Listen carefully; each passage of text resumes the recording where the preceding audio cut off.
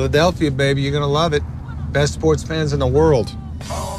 Actually, the worst, but that's what makes them the best.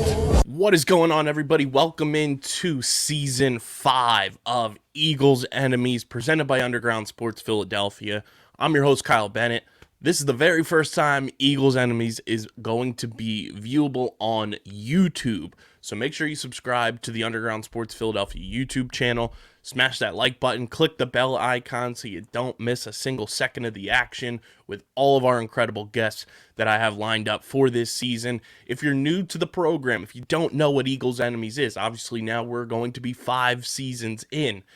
It's basically where I sit down, go behind enemy lines with a member of the media, a podcaster, a blogger, a beat writer, a TV personality, to just get the inside scoop on who the Eagles are playing that week from their perspective, kind of learn more about that team along the way, and build some connections as well in the industry with the NFL. It's been a blast of a series for me to record over the last 4 years. Shout out to Wes Euler, who has been the start of it all. He'll be on the show later this year when the Eagles play the Steelers. But this week, we're kicking off Season 5 with a brand new guest, Zack Rosenblatt, covering the Jets for The Athletic now. You may know him from his time at NJ.com, covering the Giants, the Sixers, the Eagles. He's done it all, and I'm very excited to sit down to talk with Zack. He's somebody that's popped up on my timeline a ton over the past who knows how long. So I'm very excited to have Zack join the pantheon of Eagles Enemies guests and kind of dive into a preseason game, which is always tough to talk about, especially the first one, because you don't really know what to expect or what you're looking for. But there's a lot of players that I want to get the inside scoop on this Jets team. And we obviously have a couple homecomings. Shout out to Will Parks, underground athlete. Shout out to Vinny Curry as well. But like I said, make sure you guys are following us on the socials as well at Underground PHI. Follow me on Twitter at KBIZZL311. Subscribe to the podcast feed. This podcast comes out on the Underground Sports Philadelphia podcast feed every single week during football season, as long as there's an Eagles game. So you can subscribe to the podcast feed, Spotify, Apple Podcasts, leave those 5-star ratings and reviews. It goes a long way and really helps more people find the show. And of course, like I said, subscribe to the Underground Sports Philadelphia YouTube channel, smash the like button, click the bell icon, comment down below with your thoughts on the matchup, players you're looking out for during the preseason. And without any further ado, let's get into our discussion with my man, Zack Rosenblatt. All right, ladies and gentlemen, it's been a long off season, but somehow, someway, football is back, and that means Eagles Enemies, presented by Underground Sports Philadelphia, is back, and we have a brand new guest joining us to kick off Season 5. It is my man, Zack Rosenblatt, now covering the Jets for The Athletic. Zack, welcome to the show. Thanks for hopping on with me. Yeah, thanks for having me on, man. So you're brand new to this team, obviously, having spent some time, across the way covering the Giants as well. What's it been like, making the switch from, covering the blue and red to the green? Yeah, well, there's more excitement around this Jets team than the Giants. I think you can feel that right away. I mean, I covered the Giants in the spring, and I going from that to the Jets, like it almost has altered my viewpoint, because I almost feel like maybe I'm too high on the Jets now, because I think the Giants are going to be quite terrible this year. So yeah, in that regard, it's been interesting, just like going to a team that is on the way up as opposed to the Giants, who are like starting their rebuild right now. How do you feel, kind of getting an up close look at Zach Wilson? I know he's got a lot of hype around him, the big offseason story as well, with the social media posts with his ex-girlfriend and everything. So everybody's, Zach Wilson is their darling. What's it been like watching him, kind of practice and get acclimated to another year of NFL action? Yeah, it's been, I would say it's been an up and down camp, but more up than down. Like, I don't think he's been bad necessarily. I don't think he's ever been like amazing, but he's been somewhere in the middle for most of camp. The last few practices in a row, he's been pretty good. He's been getting pressured a lot, especially once Mekhi Becton went down, and they've kind of been resorting to like these backups. They just signed Dwayne Brown, which should help. But yeah, I've been impressed. I'm kind of reserving judgment until I see him against other teams. So like the Eagles game, they've joined practice with the Falcons, joined practice with the Giants, and then the season starts. And that's kind of like where I'm going to start really like getting to a chance to see what he's made of against people that aren't in a Jets helmet. Yeah, and the big news, obviously, you brought up Mekhi Becton now out more than likely for the season. They bring in Dwayne Brown today. What do you think Dwayne Brown's going to add to this team? That obviously there's a giant gap left behind by Mekhi Becton's presence, but what do you think Dwayne Brown will be able to do in his shoes? Yeah, I mean, he's just a veteran guy that you should be able to rely on. He's 37. He did make the Pro Bowl last year, though. I think that probably was more on his name recognition than how he played. But he should be about a league average tackle. The question is whether they play him at left or right. I would think they play him at left. That's the only position he's played in his career. But that does throw a wrench into their plans with George Fant, who they had at left tackle. He had a great year there, filling him for Mekhi. He's in a contract year. I can't imagine he wants to move. So that's kind of like an interesting wrinkle. But yeah, he should just bring some stability to an offensive line that has some good players. They added Laken Tomlinson this offseason. They drafted Elijah Vera-Tucker last year. Connor McGovern's a solid center. So they have 5 potentially good offensive linemen, and that's all you can really ask for because they need Zach Wilson needs time to work, and he hasn't had a lot of that in camp. And last year he's pressured a lot, and he's struggling when he's pressured. So if they can just give him some time to operate, then they'll be in good shape. Do you think we'll see any of Zach Wilson during Friday night's game? Do you think he just kind of gets he'll get a series or two. The plan is for him to play a series or two. So I would look for that. He's obviously been, Joe Douglas has been collecting weapons for him over the last 2 years. They added on top of that this year in the draft. How much do you think, just the exorbitant amount of, wide receiver help, running back help, and tight end stability, hopefully, that this Jets team will have this year will, help Zach Wilson kind of take that next step? Yeah, I mean Joe Douglas has invested a lot of money in draft capital and surrounding Zach with talent. I mean, I think you look at the receivers, they have 3 guys that have varying talents and are very interesting. You have Corey Davis on the outside who, can get those 50-50 balls, and he's pretty athletic. And you have Garrett Wilson, whose athleticism is pretty remarkable. And, maybe he's not going to run out of the gate as a star, but I think he has that level of potential. And Elijah Moore is ready to have a big breakout year. I think he's very talented. And then you have the tight end. They finally have 2 quality tight ends, Tyler Conklin and CJ Uzomah. Drafted Breece Hall at running back. Already have Michael Carter. It's not really a weak spot weapon-wise. And when you add like an improving offensive line, like the pieces are around Zach to succeed. And so, you can't say it's all on him, but it's going to be hard to blame anybody but him if this offense fails this year. I kind of feel like it's eerily similar in terms of just like the way that, everybody around the Jets is viewing things with Zach Wilson with the, additions of weapons and everything. It feels kind of similar to Jalen Hurts with the Eagles. Yeah, I think that's probably fair because they've both been a starter for a full season for 1 year. I guess Hurts is a year ahead of him, but they're both like mobile guys. I think the Eagles are a little closer to being competitive than the Jets are. I think the Jets' goal is just to take the next step forward, and they'll be happy if they end the year with 7-8 wins. Whereas if the Eagles did that, I think everybody would be pretty upset. So, in terms of like surrounding a young quarterback with weapons, like I think maybe Hurts probably has a shorter leash in terms of his future than Zach. Like if Zach, is only okay this year, then you still probably are going to go with him next year. If Hurts is bad, then maybe he's not their quarterback next year. But I could see that comparison for sure. How much do you think Denzel Mims is going to hate playing against Philadelphia this week, being that when he was getting drafted, it was out there publicly that he did not want to come to Philadelphia? Right, forgot about that. It's a big – Denzel Mims is like on the roster bubble, so he needs to have a good game. So I am curious to see how he handles it. I'm sure Eagles fans haven't forgotten about that stuff. But he's fighting for his roster life, so you better hope it's not distracting him, I would say. The Jets seem to have adopted, with Robert Saleh coming over from the 49ers, kind of adopted that, just running back carousel of having as many shifty and smallish running backs in the backfield as possible. Who do you think, right now is kind of the front runners to make it? And who do you think potentially, could get traded before the season starts? Well, Michael Carter and Breece Hall are like the 1 and 2 or 1A and 1B guys. After that, I would say the guys fighting for the third spot are probably Tevin Coleman and Ty Johnson. Ty Johnson has a hamstring injury. Tevin Coleman, I think he has some history with his coaching staff, and he's a veteran, so I think he has the advantage. And Ty Johnson has had some issues like drops and stuff. Then they have Michael Pirine and undrafted rookie named Zonovan Knight, who has flashed. If they're going to trade somebody, I think probably Pirine or Ty Johnson.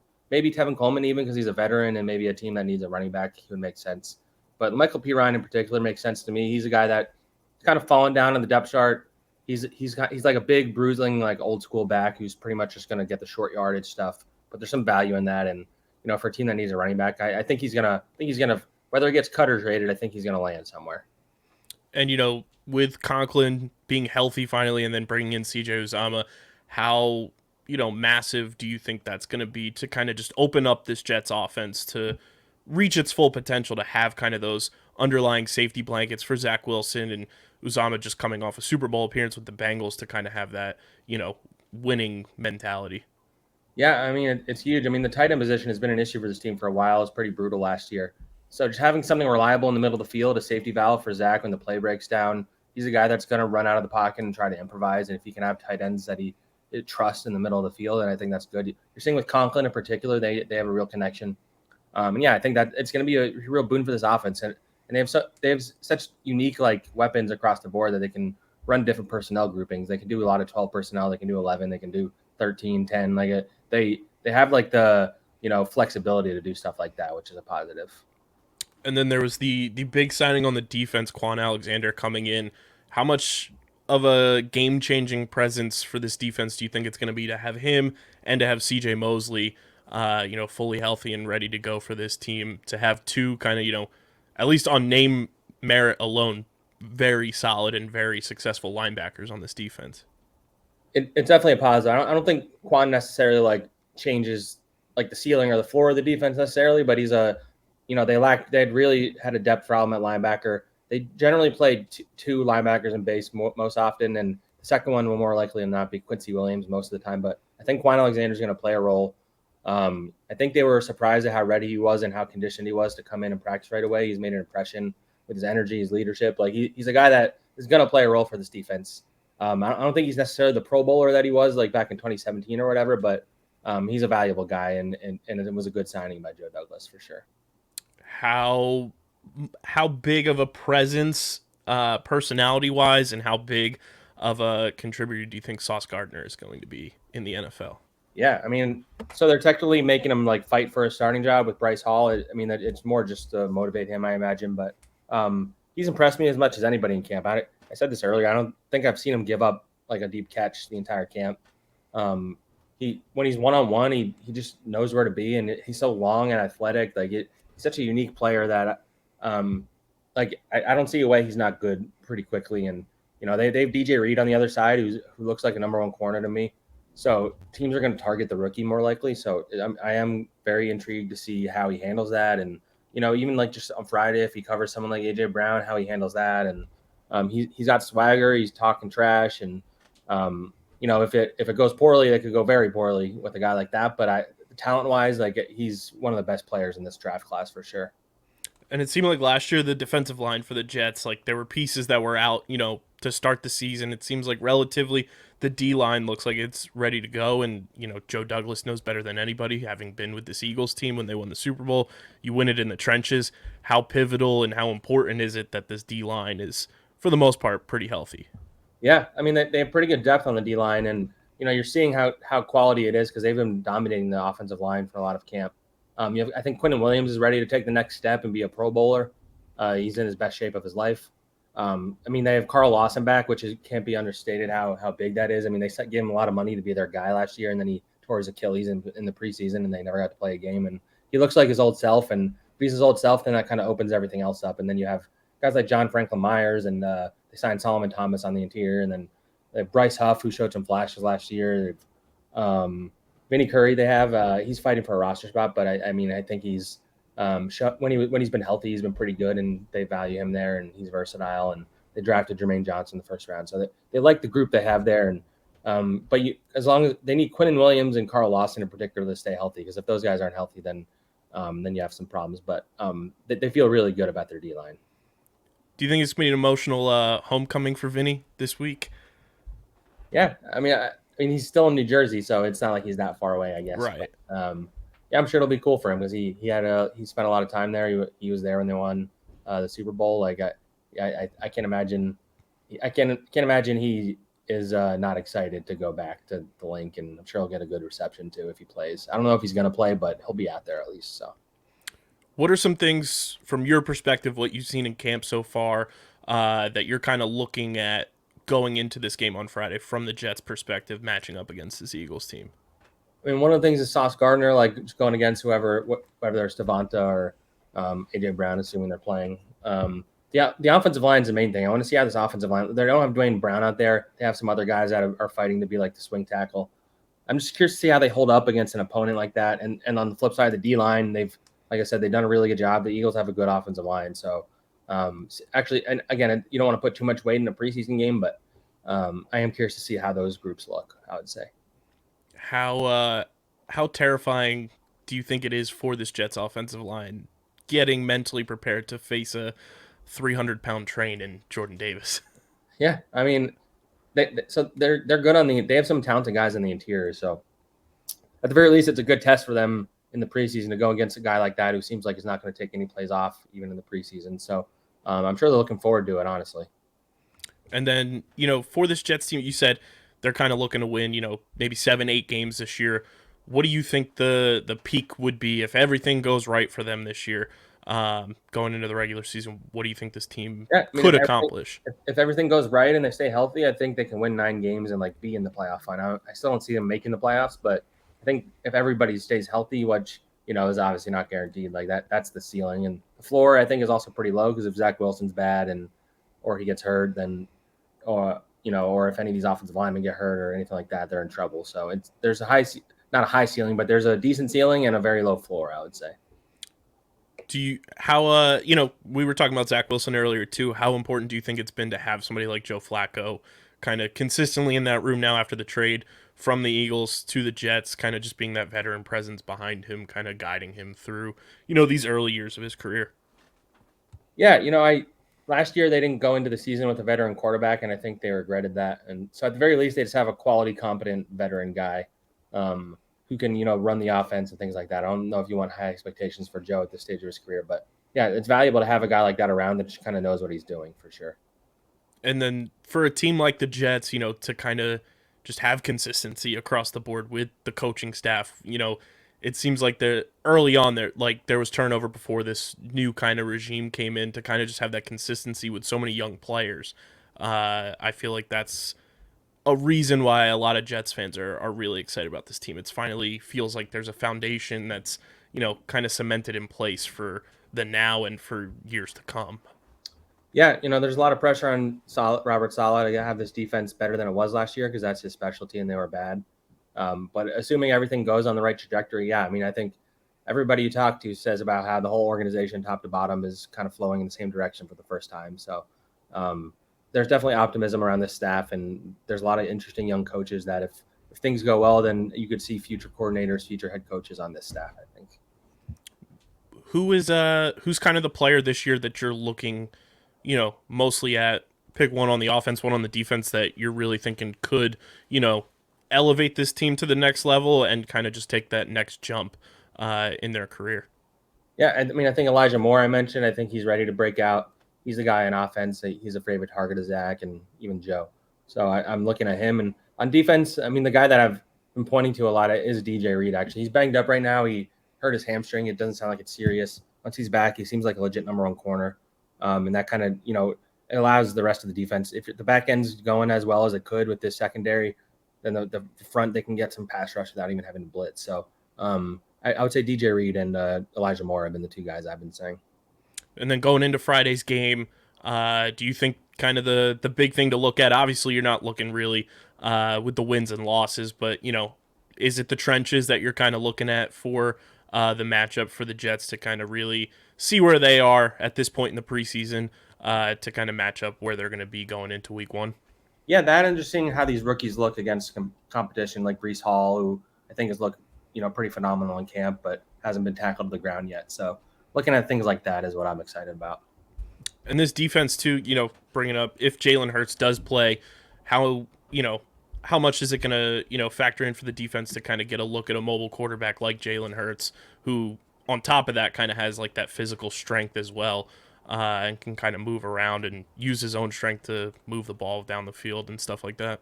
Yeah, I mean they practice against Zach Wilson in practice every day, so I think that helps too. But yeah, I think going against a mobile guy will prepare you for the season when you see those coming on down the pike for sure.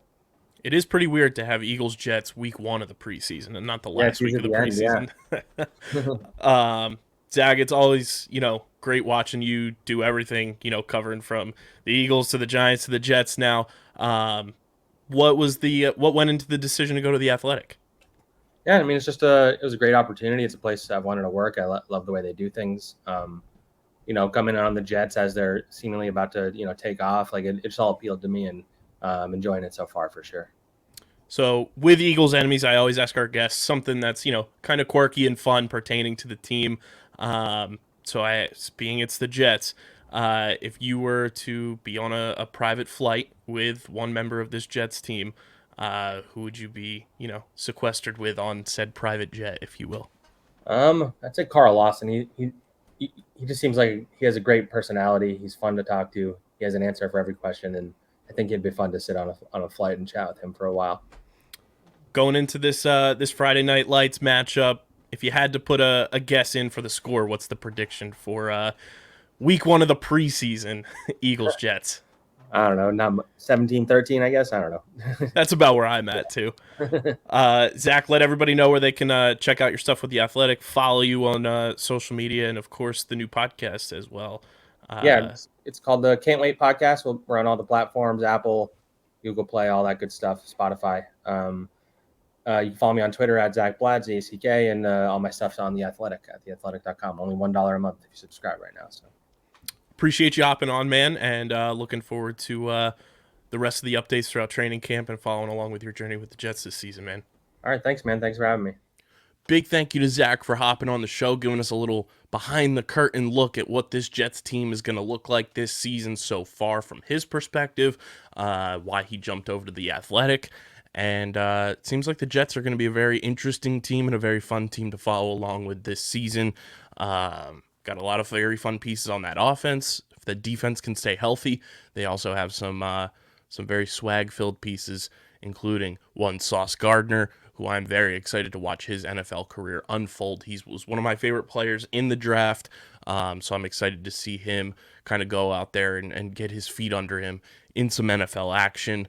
It's always tough to predict a score in the preseason, and it's very weird that the Eagles, like I said, with Zach, are playing this game, not the last preseason game against the Jets. They're playing it as the first game, so very interesting dynamic there. I am around the same ballpark for a final score.